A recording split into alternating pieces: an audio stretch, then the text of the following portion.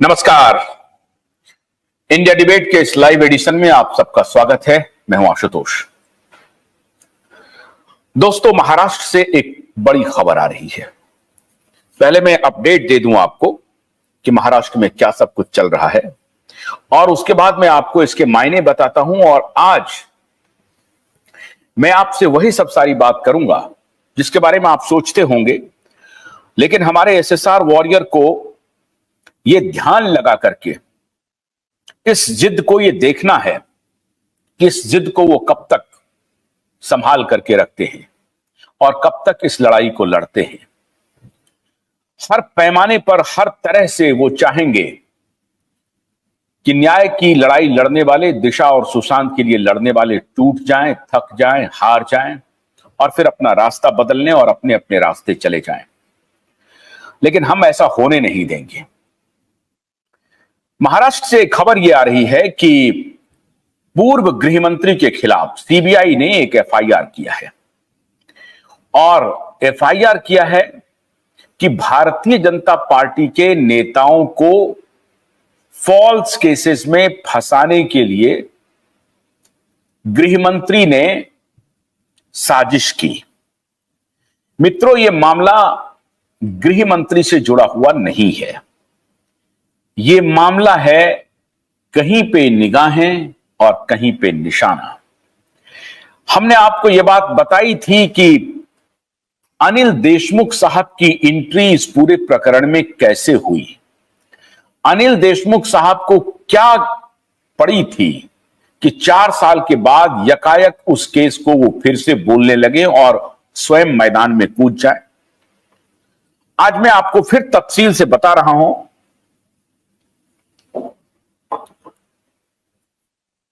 मुद्दा यह है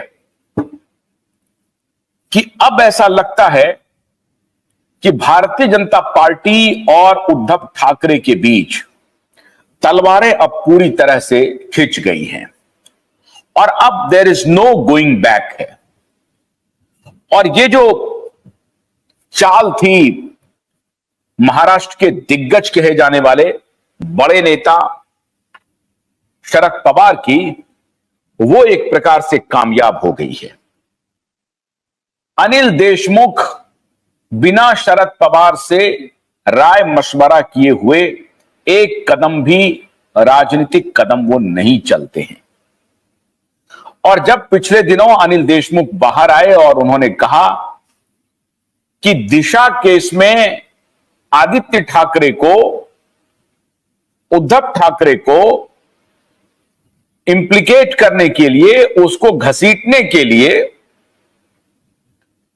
आप कुछ खुलासा कीजिए तो आप सीबीआई केस से बरी हो जाएंगे और ईडी वगैरह का जो आपके ऊपर छानबीन चल रही है उससे आप बच जाएंगे। अब ये अनिल देशमुख यकायक 4 साल के बाद, जबकि खुद अनिल देशमुख ये कह रहे थे कि उनके खिलाफ जितने केसेस हैं लगभग केस कमजोर हो गए हैं और एक दो जो केस हैं उसमें भी वो बरी हो जाएंगे। अब एक ठीक चुनाव के पहले अगर अनिल देशमुख यकायक मैदान में आ जाते हैं और वो ये कहते हैं कि देवेंद्र फडणवीस ने किसी व्यक्ति को हमारे पास भेजा था कि आप आदित्य ठाकरे और उद्धव ठाकरे के खिलाफ कुछ खुलासा कीजिए, कुछ कंप्लेन कीजिए और कहिए कि दिशा सालियान की मौत में उनका हाथ है। अब मित्रों, यह बात कहकर के अनिल देशमुख ने 2 गलती कर दी है। पहली गलती तो यह कि तब अनिल देशमुख गृह मंत्री थे और अनिल देशमुख को मालूम ना भी हो, लेकिन चूंकि वो पुलिस के सर्वे सर्वा थे, गृह मंत्री थे, मुंबई का पुलिस कमिश्नर उनको रिपोर्ट करता था, महाराष्ट्र का डीजीपी उन्हें रिपोर्ट करता था, तो यह बात तो कबूली नहीं जा सकती है कि दिशा सालियान की मौत की जो फाइल है उसको जब क्लोज किया गया तो उसमें अनिल देशमुख को कोई जानकारी नहीं होगी। मैं ऐसा मान सकता हूं कि वो गृह मंत्री थे और ये पूरा का पूरा डील उस वक्त के मुख्यमंत्री उद्धव ठाकरे और बेटे जो मंत्री हैं उनके तरफ से होता होगा। लेकिन कुछ राजनीतिक मजबूरी की वजह से अगर अनिल देशमुख जी इस बात का खुलासा नहीं कर रहे थे, तो ये आज 2024 में ये बात कहकर के वो एक प्रकार से बाप बेटे को क्लीन चिट दे रहे हैं। मुझे नहीं मालूम कि अनिल देशमुख जी ने ऐसा क्यों कहा। मैं ये भी इसकी पुष्टि नहीं कर रहा हूं कि अनिल देशमुख जी को सारी बात की जानकारी होगी ही होगी, मुमकिन है नहीं हो। मुमकिन है कि तब बाप बेटे इस पूरे प्रकरण को अंजाम दे रहा था तो ये बाप बेटे को मालूम हो और गृह मंत्री को इस पूरे लूप से बाहर रखा गया हो।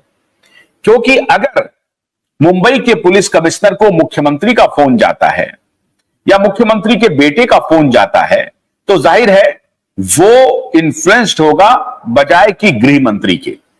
गृह मंत्री उनके बॉस हैं, लेकिन गृह मंत्री को चूंकि वो अलायंस में हैं, अघाड़ी सरकार के हिस्सा हैं, इसलिए मुमकिन है कि गृह मंत्री को लूप में न लिया गया। और जब ये पूरी घटना हो गई तो गृह मंत्री को पता चला हो और राजनीतिक मजबूरी की वजह से गृह मंत्री ने तब जुबान नहीं खोली हो। खैर, अब विषय है कि उस वक्त उन्होंने नहीं खोला जुबान, कोई बात नहीं है। लेकिन 4 साल के बाद अगर वो ये बात कहते हैं, उससे 2 गलती। एक तो भारतीय जनता पार्टी के साथ उनका यह कहना कि मेरे ऊपर भी जब अजीत दादा पवार तोड़ करके पार्टी जा रहे थे तो हमारे ऊपर भी दबाव था कि आप भी आ जाइए और आप एक काम करिए कि आप उद्धव ठाकरे और आदित्य ठाकरे के बारे में लिख दीजिए।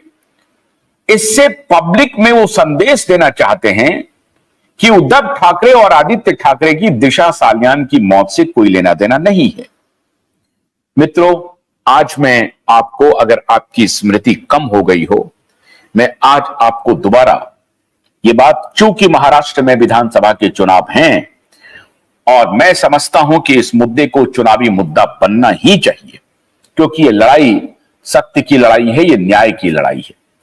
न तो मेरे नेटवर्क का कोई लेना देना है, न ही किसी राजनीतिक पार्टी से कोई लेना देना है, लेकिन मैं ये जरूर चाहता हूं कि ये न्याय इस दिशा में मिले। मैं आपको एक ग्राफिकल वीडियो जिन्होंने ये बनाया है, मैं उसके प्रति अपना आभार प्रकट करता हूं। बहुत ही शानदार ग्राफिकल वीडियो बनाया है और उसमें जिन सारे सवालों को हम लोगों ने पूछा है, सिटीजन कोर्ट ऑफ भारत में भी हमने इस मुद्दे को उठाया था, आपको याद होगा। और उस सिटीजन कोर्ट ऑफ भारत में हमने सारे मुद्दे को वन बाय वन उठाया था और उसके बाद हम लोगों ने फैसला भी सुनाया था कि गुनहगार कौन है, और उसके बाद हम लोग कोर्ट भी मूव किए और उसके बाद इंटरवेंशन भी आया है। तो आज मैं ये जो आप सिटीजन कोर्ट की ये क्लिप देख रहे हैं, ये सुशांत और दिशा के मामले में ही था। ये सुनवाई हमने पिछले साल 15-16 सितंबर को की थी, जो सिटीजन कोर्ट ऑफ भारत आज 1 साल होने जा रहा है। और उसके बाद ये स्थिति हुई जब हम लोगों ने अक्टूबर में मुंबई हाई कोर्ट में PIL फाइल किया इनके खिलाफ कि कस्टोडियल इंक्वायरी शुरू होनी चाहिए। उसके बाद आदित्य ठाकरे का इंटरवेंशन आया, क्योंकि इनको तब तक सिटीजन कोर्ट ऑफ भारत का वर्डिक्ट पता चल गया था और सारे फैक्ट्स जब हम लोगों ने सामने में रख दिए थे, उसके बाद इनको मालूम हो गया था कि अब ये मामला दबने वाला नहीं है। अब ये मामला क्यूवाइड नेटवर्क ने अपने हाथ में ले लिया है और सिटीजन कोर्ट ऑफ भारत ने अपने हाथ में ले लिया है। अब ये मामला जन जन तक पहुंचेगा और इस पे जन आंदोलन खड़ा होगा और जन आंदोलन खड़ा हो गया। आप सबके सहयोग से आज ये मामला जिंदा है और आज अगर महाराष्ट्र में ये चुनावी मुद्दा बन रहा है तो मुझे बहुत खुशी हो रही है कि ये मामला चुनावी मुद्दा बनना चाहिए, क्योंकि गुनहगारों को जेल भेजा जाना बहुत जरूरी है। बहुत सारे लोग, मैं बारी बारी से आज मैं तफसील से आपको बता रहा हूं कि कौन कौन लोग देश को, अदालत को, जांच एजेंसी को गुमराह करने का काम कर रहे हैं। मैं समझता हूं कि अनिल जी ने भी यह काम किया है।